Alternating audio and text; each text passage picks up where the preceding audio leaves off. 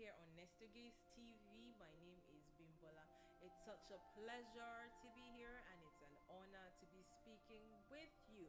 We're talking all things love, everything that has to do with love, everything, absolutely everything, with no holds barred. We'll say it exactly as it is, no BS. No BS.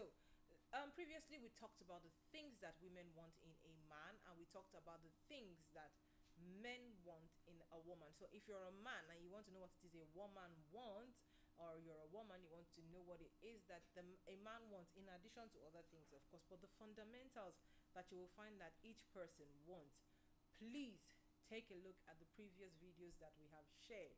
Okay, just take a look at them and just get to on just get a feel for what it is that we're doing here.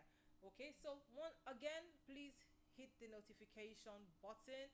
Okay, hit the like button, please subscribe and leave a comment, even if it's a question you have, any question you have about love, about relationships, your life. It doesn't matter what kind of love, whether it is with your mother, your family, your friends, a lover, whatever it is. If it has to do with love, please ask, and then I'll be happy, very happy to share with you. So today we're talking about how to find love.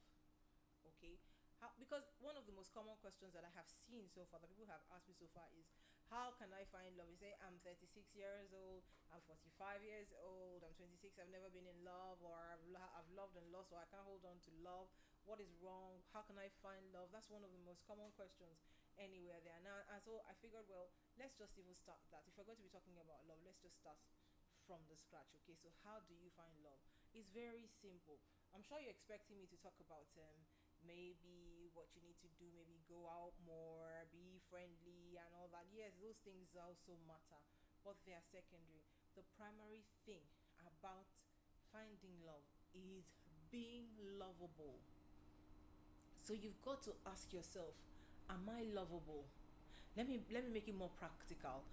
If you were cloned, okay, if you were cloned into a gender you wanted to date, would you date you the way you are, the way you speak, the way you respond to issues, the way you live, the way you eat, the way you walk, the way you do everything? If you were cloned the way you are into a gender you wanted to date, would you date you?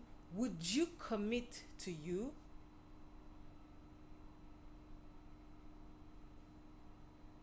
So yes, that's the first thing. One of my favorite persons is RuPaul, and he says, if you don't love yourself, how in the hell is anybody? How in the hell are you gonna love anybody else? Okay, so the first step, of course, to that also is self-love. Love yourself.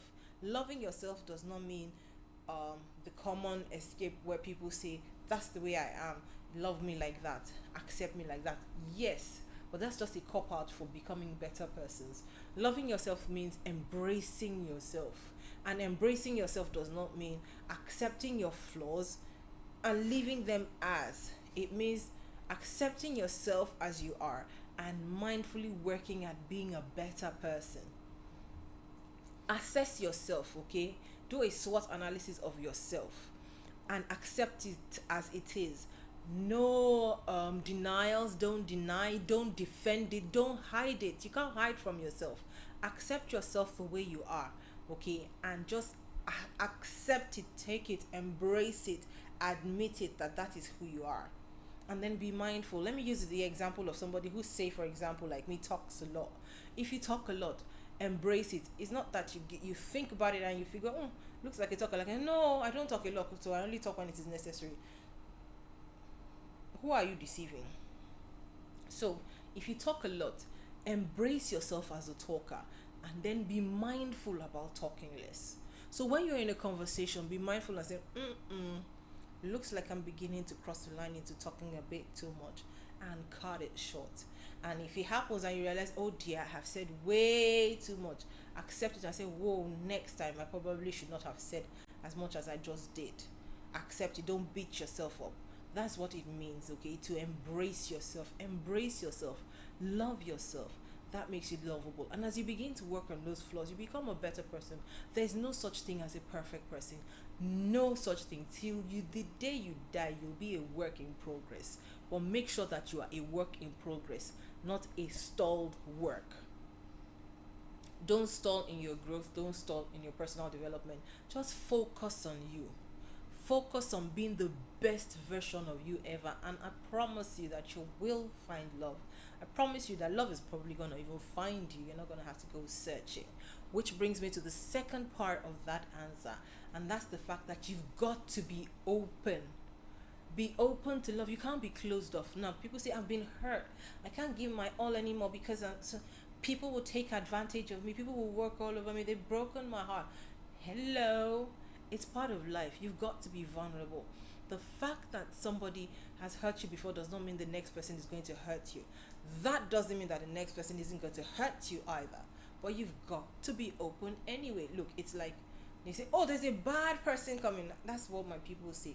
And let me close my eyes till the bad person passes by, and then I'll open my eye. While your eyes are closed, waiting for the bad person to pass, before you opened your eye, before you opened your eyes, after the bad person has passed, the best person ever that you should have seen also walked past, but your eyes were closed and you didn't see the person.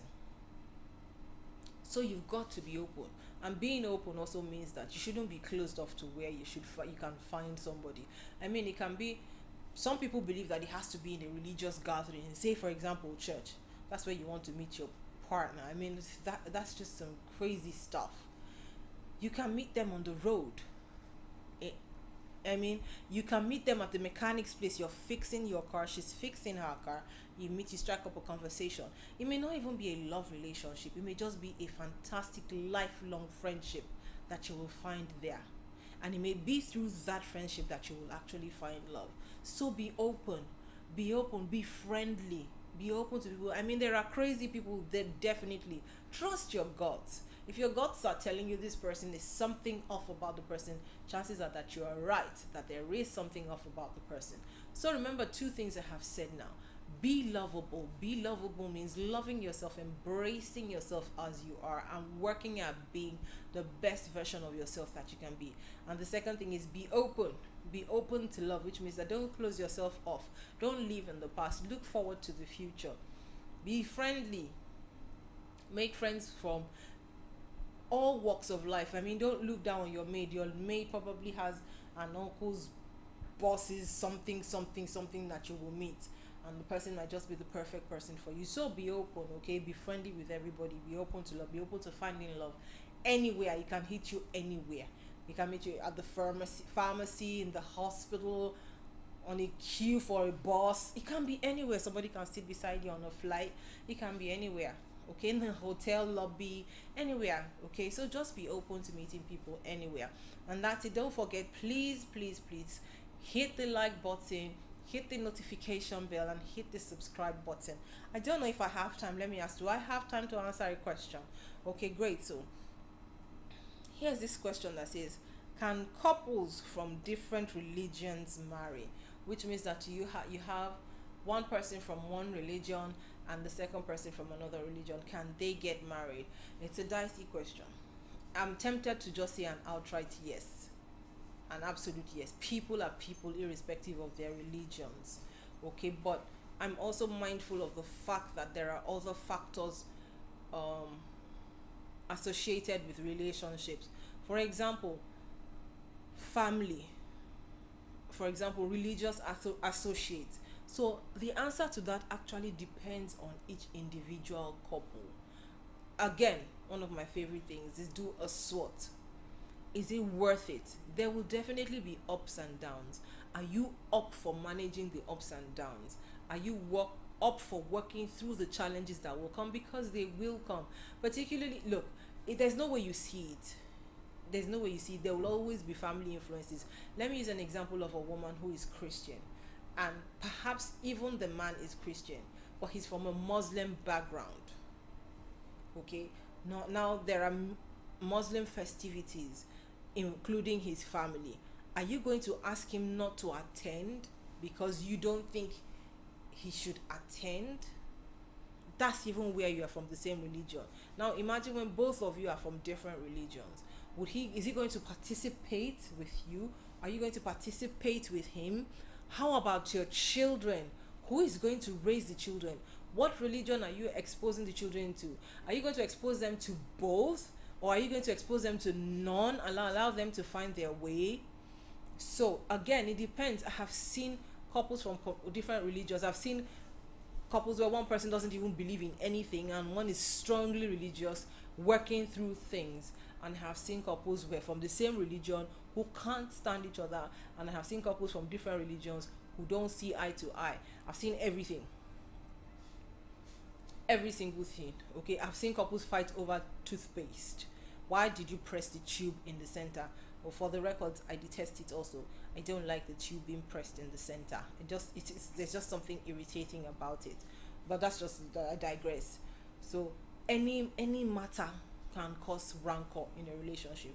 So for each couple, you've got to be able to have a frank conversation, an honest conversation, and be able to assess it and know that you can work through the problems that will definitely arise. And if you find that you know that you can't work through the problems, please be strong enough to walk away.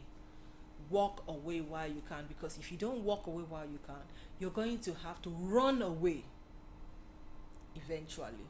So walk away with your dignity intact instead of it being something that you're going to run away from. It's All Things Love. My name is Bimbola. It's been wonderful having you here. Thank you so much. Remember that any question that is related to love, whether platonic, neo, filial, or eros or agape, whatever kind of love it is, ask me. And I don't have all the answers, and if I don't have the answer to your question, we'll ask the elders. I'm sure they will set us straight. Remember to hit the like button, hit the notification bell, and please subscribe to this channel, which is Nestogias TV. Thank you for joining us today on All Things Love. We'll let you know when we're back. Have a wonderful, wonderful, wonderful, wonderful day, wherever you may be.